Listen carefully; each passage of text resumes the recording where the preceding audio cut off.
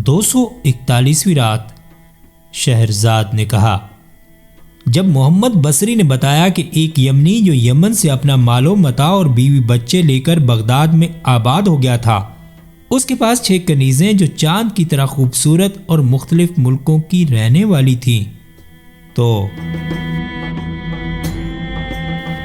اب محمد بصری نے خلیفہ کو بتایا کہ اس یمنی کی 6 کنیزیں جو چاند کی طرح خوبصورت، ایک سے بڑھ کر ایک حسین، خوب پڑھی لکھی، گانے بجانے میں استاد، شعر و اشعار میں ماہر اور نہایت سلیقہ شعر، ان کے مالک نے ان کے سخن، ان کی عقل مندی اور ان کے فن کا امتحان لینے کا فیصلہ کیا۔ ایک دن اس نے ان کنیزوں کو اپنے پاس بلایا، کھانا اور شراب منگوائی، سب کو اپنے پاس بٹھا کر کھلایا پلایا، اور جب وہ کھا پی کر مزے میں آ گئیں تو اس نے ایک جام بھر کر اپنے ہاتھ میں لیا اور گوری کنیز کی طرف اشارہ کر کے کہا، اے چاند سے مکھڑے والی، کوئی مزیدار گانا سنا۔ کنیز نے سارنگی لے کر اس کا ٹھاٹھ ملایا اور اس خوبی سے بجایا کہ مکان ناچنے لگا۔ ان کے آقا نے خوشی میں آ کر وہ جام پی لیا اور کنیزوں کو بھی خوب جام پلائے۔ اس کے بعد اس نے دوسرا جام بھر کر گندمی کنیز کی طرف اشارہ کیا کہ اے انگیٹھی کی روشنی اور مہکتے ہوئے سانس والی، اپنی پیاری آواز سنا جسے لوگ سن کر محو ہو جاتے ہیں۔ اس نے سارنگی کے کئی راگ بجائے اور اس کے نغموں سے مکان گونج اٹھا، اور اس نے اپنے انداز سے دلوں کو فریفتہ کر لیا، اور ان کے آقا نے مسرور ہو کر دوسرا جام پی لیا اور کنیزوں کو بھی بھر بھر کر جام دیے۔ اس کے بعد تیسرا جام بھر کر اس نے اپنے ہاتھ میں لیا اور موٹی کنیز کی طرف اشارہ کر کے کہا کہ گا اور کوئی دوسرا راگ بجا۔ اس نے سارنگی لے کر ایسا زمزمہ چھیڑا کہ جس سے تمام حسرتیں دور ہو جائیں۔ ان کا مالک خوش ہو گیا اور جام پی گیا اور پھر جام بھر بھر کر کنیزوں کو پلائے۔ اب اس نے چوتھا جام بھر کر اپنے ہاتھ میں لیا اور دبلی کنیز کی طرف اشارہ کیا اور کہا، اے جنت کی حور، میٹھی میٹھی چیزیں سنا۔ اس نے سارنگی لے کر اس کے تار ملائے اور مختلف راگ گانے اور بجانے لگی۔ آقا کو بڑی فرحت ہوئی اور اس نے خود جام چڑھا کر ان کو بھی پلائے۔ پھر اس نے ایک 5واں جام بھر کر اپنے ہاتھ میں لیا اور زرد روک کنیز کی طرف اشارہ کر کے کہنے لگا کہ اے دن کے سورج، عمدہ اشعار سنا۔ اس نے سارنگی لے کر بہترین راگ بجائے۔ مالک خوش ہو گیا، خود پی اور کنیزوں کو پلائی۔ اب اس نے ایک اور 6واں جام بھر کر اپنے ہاتھ میں لیا اور کالی کنیز کی طرف اشارہ کر کے کہا، اے آنکھ کی پتلی، تو بھی تو کچھ سنا، خواہ 2 بول ہی کیوں نہ ہو۔ اس نے سارنگی لے کر اسے ٹھیک کیا اور طرح طرح کے راگ بجانے اور گانے شروع کر دیے۔ اے میرے آقا، اب جب سب گا بجا چکی تو گانے بجانے سے فارغ ہو کر کنیزوں نے اپنے آقا کے آگے زمین کو بوسہ دیا اور کہا، اے آقا، ہمارے درمیان فیصلہ کر۔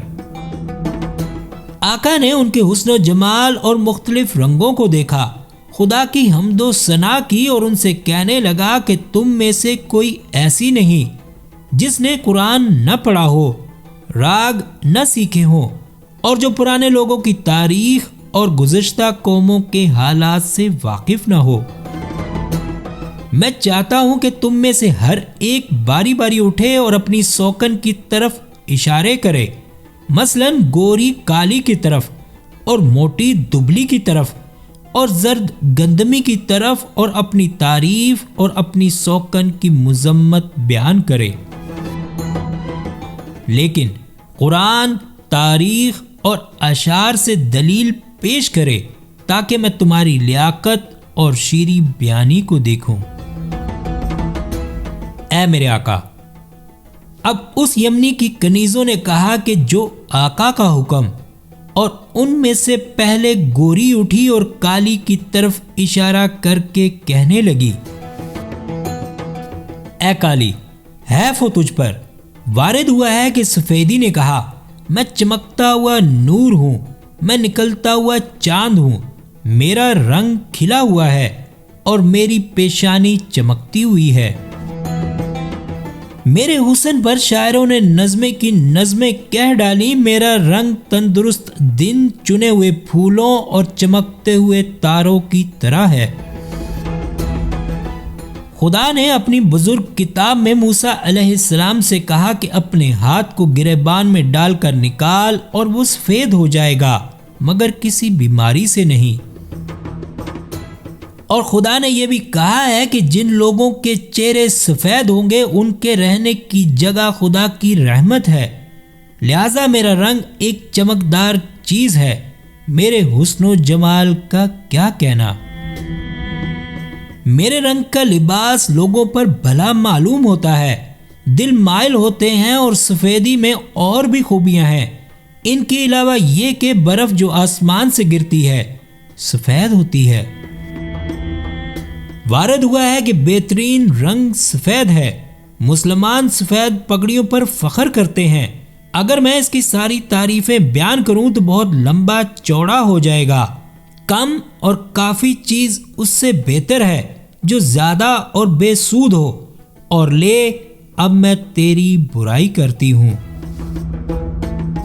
اے کالی اور روشنائی کے رنگ والی، تو لوہار کی خاک کے مانند اور کوے کے چہرے کی طرح ہے جو دوستوں میں جدائی ڈالتا ہے۔ شاعروں نے سفیدی کی تعریف اور سیاہی کی مذمت کی ہے۔ تاریخ میں ہے کہ نوح علیہ السلام ایک رات سو رہے تھے، ان کے دونوں بیٹے سام اور حام ان کے پاس بیٹھے تھے کہ ہوا چلی اور ان کے کپڑے اٹھ گئے اور جسم کا پوشیدہ حصہ کھل گیا۔ حام اسے دیکھ کر ہنسنے لگا اور ڈھانکا نہیں، لیکن سام نے اٹھ کر ڈھانک دیا۔